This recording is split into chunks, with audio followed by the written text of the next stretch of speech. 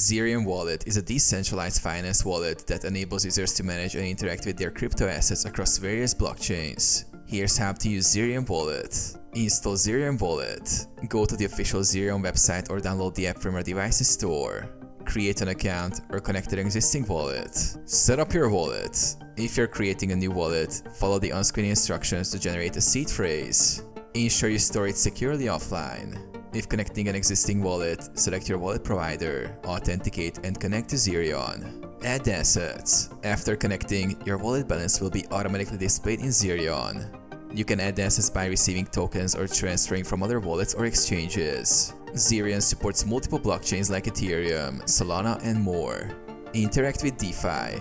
Use Zerion to swap tokens, stake or lend your assets. The interface provides an easy-to-use dashboard with access to various DeFi protocols. Simply select the swap or earn option to interact with different DeFi apps directly from Zerion.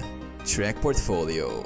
Zerion also enables you to track your portfolio's performance across multiple wallets and assets.